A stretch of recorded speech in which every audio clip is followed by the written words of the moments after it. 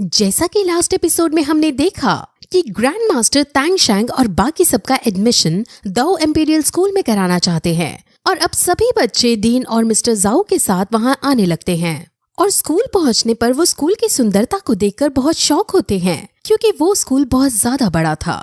वो जैसे ही स्कूल के अंदर घुसते हैं तो स्कूल के अंदर पढ़ने वाले बिगड़े हुए अमीरजादे वहां आ जाते हैं और उन्हें परेशान करने की कोशिश करते हैं। और उनको जब ये पता चलता है कि ये श्रेक स्कूल के बच्चे हैं तो वो उनका मजाक उड़ाने लगते हैं। अब फिर उनमें से एक अमीरजादा श्रेक स्कूल के बच्चे पर हमला करता है, लेकिन मिस्टर दाई अकेले ही उसे संभाल लेते हैं और वहाँ जितने भी अमीरजादे थे उन सभी को पीट डालते हैं। सब बहुत शौक होते हैं कि इतने बड़े स्कूल के बच्चे अकेले आदमी से पिट जा रहे हैं। लेकिन फिर तभी कीमिंग आता है। कीमिंग वही है जो यहाँ टीचर है और बैटल के अंदर लीडर है। वो अमीरजादों को डांटता है और फिर श्रेक स्कूल के बच्चों को अंदर लेकर जाता है। वो विंग मिंग से रास्ते में बातें करता है और उन्हें कीमिंग से पता चलता है कि यहाँ बहुत सारी फैसिलिटीज हैं, जिसमें ट्रेनिंग मिमिक्री ग्राउंड्स के साथ साथ लेक्स और माउंटेन्स भी हैं, जिसके अंदर बच्चे प्रैक्टिस करते हैं। यहाँ हाईली क्वालिफाइड टीचर्स भी मौजूद हैं, लेकिन इस सब के बावजूद यहाँ के बच्चे इतने काबिल नहीं हैं। यहाँ के बच्चे बिगड़े हुए और मेहनती कम है, जिस वजह से इस स्कूल को क्वालिटी के बच्चे नहीं मिल पाते और जो बच्चे क्वालिटी के होते हैं उनकी संख्या बहुत कम है। इसीलिए कीमिंग श्रेक स्कूल के बच्चों को यहाँ लाया होता है ताकि इस स्कूल को काबिल स्टूडेंट मिल सके। अब वो इस स्कूल के बोर्ड मेंबर्स के पास पहुंचते हैं और वो बोर्ड मेंबर्स उनसे मिलते हैं। वो 3 लोग थे और वो तीनों बहुत ज्यादा स्ट्रांग थे। वो सब अपना अपना इंट्रोडक्शन देते हैं और अपनी अपनी रैंक बताते हैं, जिसमें से अब फिर वो बोर्ड मेंबर्स जब अपनी रैंक बताते हैं तो सब बहुत शॉक होते हैं क्योंकि उनकी रैंक 86, 83 और 85 है। अब बोर्ड मेंबर्स बहुत इज्जत के साथ सभी टीचर्स का वेलकम करते हैं और उन्हें हॉल के अंदर बैठाते हैं। अब वो सब आपस में बातें करते हैं और हम यहाँ भी देख सकते हैं कि डीन को अभी भी श्रेक स्कूल के खत्म हो जाने का दुख है। अब उसमें से एक बोर्ड मेंबर खड़ा होता है और वो ग्रैंड मास्टर से उसके बारे में पूछता है, जिसके बारे में उसने ये सुना था कि एक बच्चा कंट्रोलिंग ब्रांच का है और सबसे स्ट्रांग है। अब जैसे ही तैंग शैंग सामने आता है वैसे ही वो तैंग शैंग पर अपनी एनर्जी छोड़ने लगता है और सब समझ जाते हैं कि ये तैंग शैंग की एबिलिटीज को टेस्ट कर रहा है। तैंग शैंग जो भी दर्द हो रहा था वो सब सहता है, लेकिन फिर जब बोर्ड मेंबर अपनी एनर्जी की लेवल एक एक करके बढ़ाने लगता है तो तैंग शैंग को और दर्द होता है और उसकी स्पिरिट सोल बाहर निकलने लगती है और फिर वो अपनी एनर्जी की लेवल को बहुत ज्यादा बढ़ाने लगता है। लेकिन अब भी तैंग शैंग उसकी एनर्जी को सहन कर पा रहा था। ये देखकर सब बहुत खुश होते हैं और बोर्ड मेंबर्स समझ जाते हैं कि तैंग शैंग कितना शक्तिशाली है और श्रेक स्कूल के बच्चों को ट्रेनिंग देकर उनको कितना फायदा होने वाला है। अब वो सब बात कर ही रहे होते हैं कि तभी वहाँ हॉल के बाहर से एक बहुत ताकतवर ग्रैंड सोल लैंड मास्टर आता है। उसके साथ उसका भांजा भी था और ये भांजा वही अमीरजादा है जिसने अभी अभी मिस्टर दाई से मार खाई थी। ग्रेट सोल लैंड मास्टर इस स्कूल के डायरेक्ट मैनेजर है, यानी वो बोर्ड मेंबर्स से भी बड़ी पोजीशन पर हैं। वो उनसे लड़ने आए थे क्योंकि मिस्टर दाई ने उनके भांजे को पीटा था।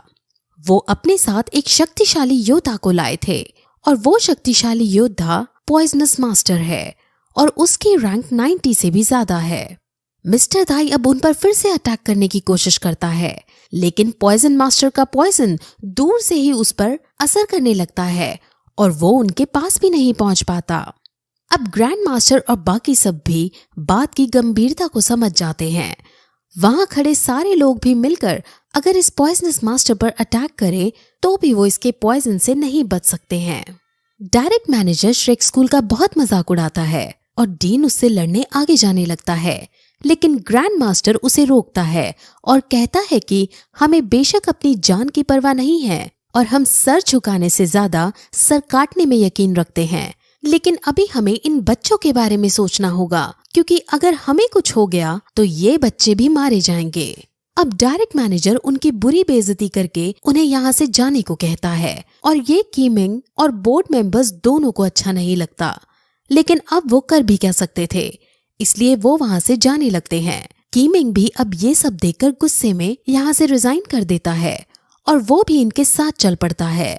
अब जब वो जा रहे होते हैं तो वहाँ तभी वही लड़की आती है जिसको तांगशान ने पीछे मैच में हराया था।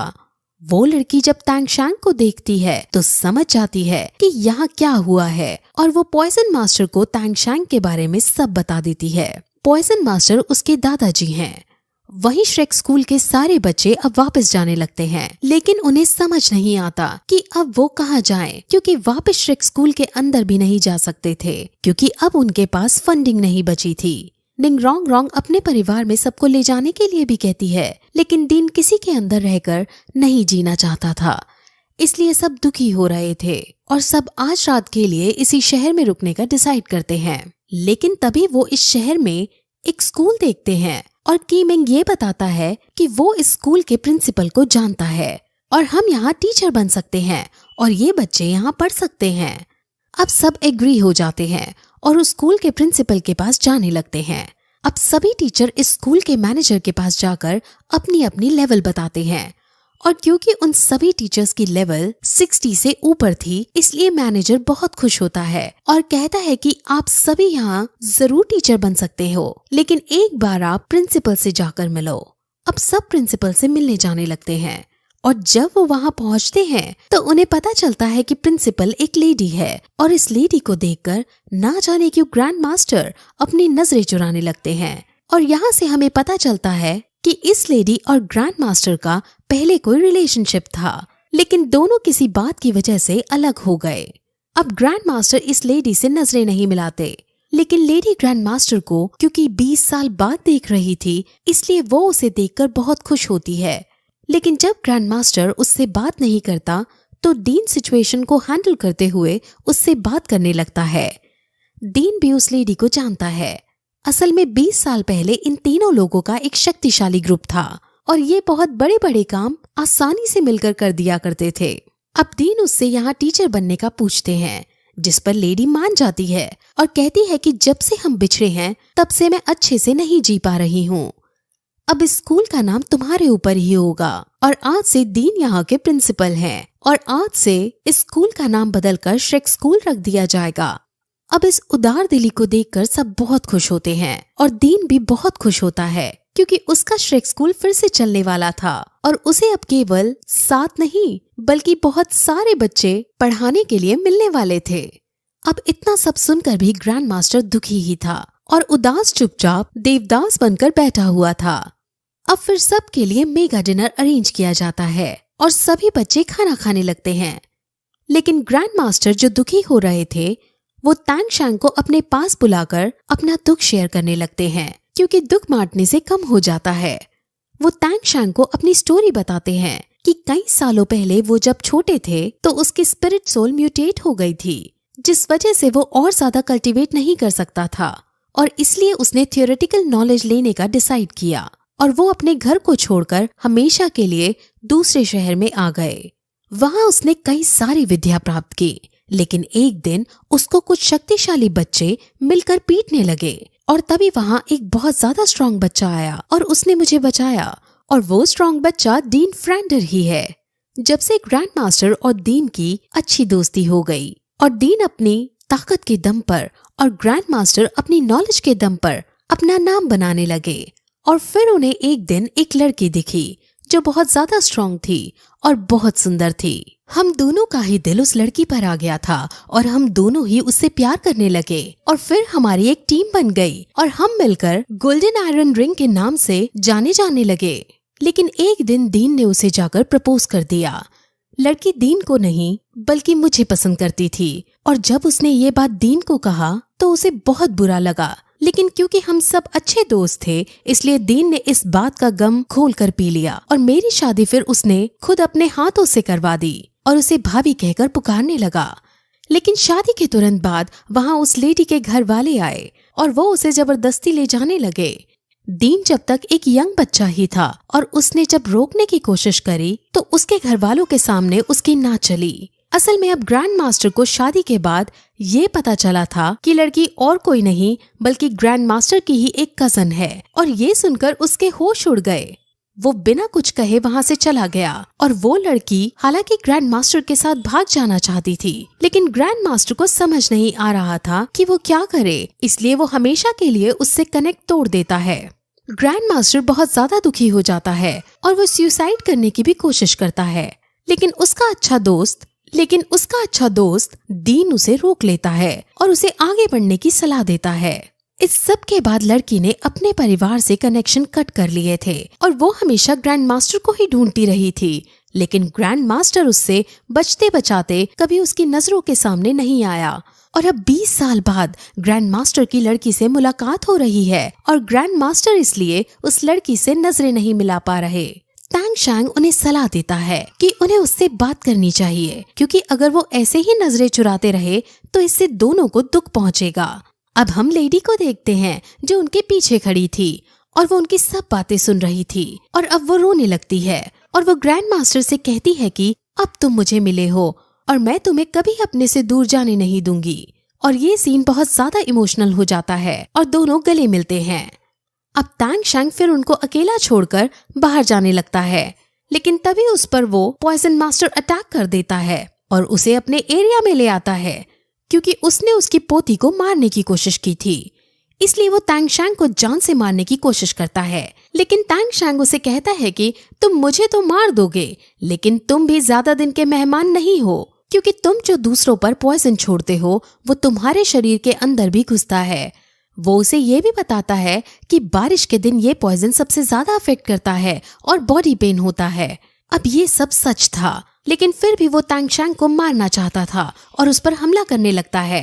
अब वो तैंग शैंग को आसानी से मार सकता था, इसलिए तैंग शैंग उससे बचने की बहुत कोशिश करता है, लेकिन फिर उसे कहता है कि ये पॉइजन तुम्हारी जनरेशन के अंदर भी आ गया है और इससे तुम्हारी पोती भी अफेक्ट हो रही है। तुम तो इतने साल जी लिए, लेकिन तुम्हारी पोती ज्यादा नहीं जी पाएगी। अब ये सुनकर पॉइजन मास्टर अटैक करना बंद कर देता है, क्योंकि वो अपनी पोती से बहुत ज्यादा प्यार करता था। वो उससे पूछता है कि क्या तुम्हारे पास इसका कोई इलाज है, जिस पर तैंग शैंग कहता है कि अगर मैं इलाज कर भी दूं तो तुम मुझे मार डालोगे। लेकिन फिर पॉइजन मास्टर उसे वादा करता है कि अगर तुमने मेरी पोती को ठीक कर दिया तो मैं तुम्हें नहीं मारूंगा। अब ये पॉइजन मास्टर कितना भी बुरा क्यों ना हो, लेकिन ये अपनी जुबान का पक्का था। लेकिन वो तैंग शैंग को चेक करना चाहता था कि कहीं ये बस अपनी जान बचाने के लिए तो नहीं कह रहा। इसलिए वो अब उसे अपने गार्डन में ले जाता है और उसे हर तरह के पेड़ पौधे देकर कहता है कि मैं 3 तरह के पॉइजन बनाऊंगा और तुम्हें 3 एंटीडोट बनाने होंगे। अगर तुम तीनों एंटीडोट बना दोगे तो मैं समझ जाऊंगा कि तुम मेरी पोती को ठीक कर सकते हो, और अगर तुम नहीं बना पाए तो मैं तुम्हें जान से मार दूंगा। अब फिर वो उसे अपने गार्डन में ले जाता है, जहाँ तैंग शैंग बर्फ और लावा का एक तालाब देखता है और ये अनोखा तालाब बहुत ज्यादा मशहूर है। तैंग शैंग बहुत शौक होता है, क्योंकि उसने सोचा ही नहीं था कि ये तालाब उसे देखने को मिलेगा। अब पॉइजन मास्टर उसे कल सुबह की मोहलत देकर कहते हैं कि अगर तुमने यहाँ से भागने की कोशिश की तो यहाँ के ताकतवर बीस्ट जो मेरे ऑर्डर मानते हैं वो तुम्हें मार डालेंगे। अब तैंग शैंग उसके जाने के बाद आसपास की जगह को देखने लगता है और वहाँ वो मेडिसिन बनाने के लिए हर्ब्स कलेक्ट करता है, लेकिन एक हर्ब बर्फ की लेक के ऊपर थी और वहाँ जो कोई भी कमजोर बीस्ट जाता था तो वो जमकर फट जाता है। पॉइजन मास्टर ने भी उसे वहाँ जाने से मना किया था, लेकिन तैंग शैंग फिर भी हर्ब के लिए वहाँ जाने लगता है और फिर इसी पॉइंट पर ये एपिसोड यहीं खत्म हो जाता है।